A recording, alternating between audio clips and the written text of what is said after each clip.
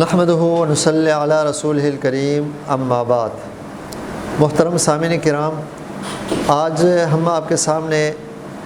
صحابی رسول حضرت ابو الدحداح کا ایک واقعہ سناتے ہیں جو ہمارے لیے باعث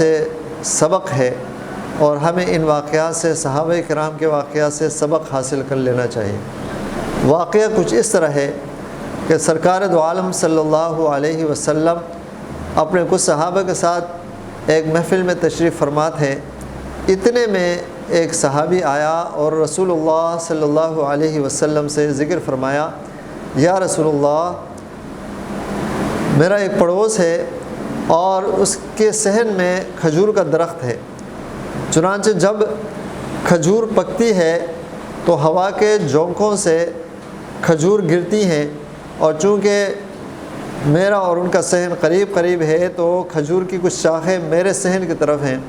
تو جب کھجوریں گرتی ہیں تو کچھ کھجوریں میرے صحن کی طرف گرتی ہیں، چنانچہ میرے چھوٹے چھوٹے بچے ہیں اور وہ ان کھجوروں کو اٹھا کے کھانے لگتے ہیں، تو میرا پڑوس جو ہے فوراً بھاگتے ہوئے آتا ہے اور میرے بچوں کے منہ سے انگلی ڈال کر وہ کھجوریں نکالتا ہے اور ان کو منع کر دیتا ہے اور ان کو کھانے سے روک دیتا ہے۔ تو یا رسول اللہ، آپ اس کو سمجھا دیجئے کہ میرے بچوں کے حوالے سے کچھ نرمی کرے، میں فقیر غریب آدمی ہوں۔ چنانچہ رسول اللہ صلی اللہ علیہ وسلم نے اس صحابی کے اس پڑوسی کو بلایا اور اپنے پاس بلا کر ان سے کہا کہ آپ کے صحن میں کھجور کا درخت ہے، آپ وہ مجھے دے دیں، میں اس کے بدلے میں آپ کو ایک کھجور کا درخت دوں گا، اور پھر میں یہ ضمانت دیتا ہوں کہ اگر آپ اس کو مجھے دیں گے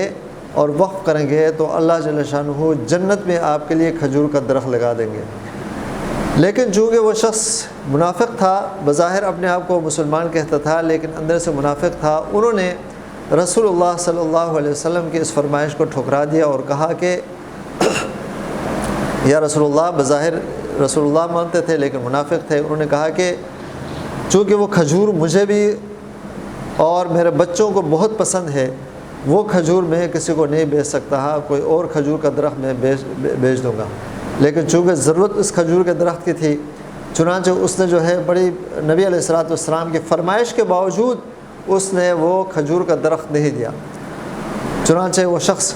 اس محفل سے واپس چلا گیا، وہ منافق تھا۔ تو مجلس میں صحابی رسول حضرت ابو الدحداح رضی اللہ تعالیٰ عنہ بیٹھے ہوئے تھے۔ اس شخص کے جانے کے بعد اس صحابی رسول حضرت ابو الدحداح نے رسول اللہ صلی اللہ علیہ وسلم سے فرمایا، یا رسول اللہ، اگر میں اس کھجور کو خرید کر وقف کر دوں تو کیا میرے لیے بھی جنت میں کھجور کا درخت ہے؟ تو رسول اللہ صلی اللہ علیہ وسلم نے فرمایا، کیوں نہیں، ہاں آپ کے لیے بھی اللہ جل شانہ جنت میں کھجور کا درخت لگا دیں گے، آپ بھی یہ ثواب حاصل کر سکتے ہیں۔ چنانچہ حضرت ابو الدحداح رضی اللہ تعالیٰ عنہ اس شخص کے پاس گیا اور ان سے کہا کہ آپ اس اپنے کھجور کے درخت کا سودا میرے ساتھ کیجئے، آپ جو چاہیں گے میں آپ کو دے دوں گا۔ چنانچہ اس نے پہلے منع کیا کہ میں نے رسول کو نہیں دیا، رسول اللہ صلی اللہ علیہ وسلم کو نہیں دیا، تو آپ کو کیسے دے سکتا ہوں، میں کسی صورت میں جو ہے اس کھجور کا درخت آپ کو نہیں بیچوں گا۔ اس نے کہا، آپ جو چاہیں گے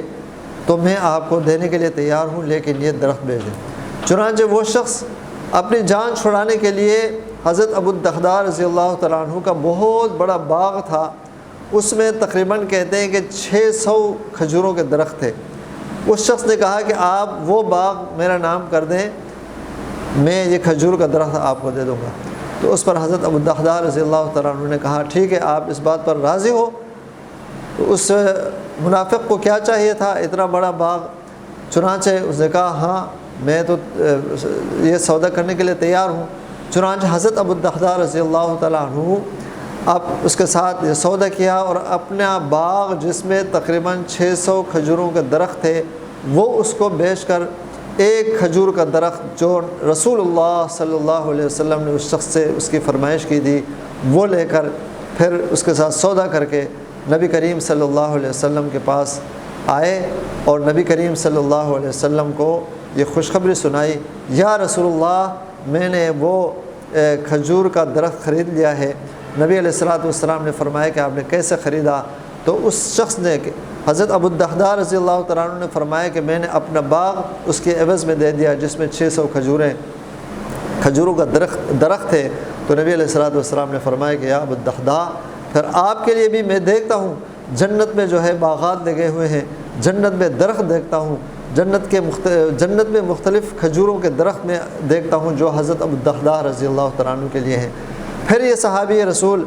اپنے باغ میں گئے تو ان کے بچے اور ان کی اہلیہ جو تھیں وہ باغ کے اندر تھے، ان کو باہر دروازے سے بلایا، میرے بچوں باہر آ جاؤ۔ چنانچہ اس کے بچے اور اس کی گھر والی باہر آئے تو انہوں نے کہا کہ میں نے اس باغ کو بیچ دیا ہے۔ تو گھر والوں نے کہا کس طرح بیچا ہے؟ تو حضرت ابو الدحداء رضی اللہ تعالیٰ عنہ نے پورا واقعہ سنایا۔ تو اس پر اس کے گھر والوں نے کہا کہ کیا بہترین سودا کیا آپ نے، کیا خوب سودا کیا آپ نے۔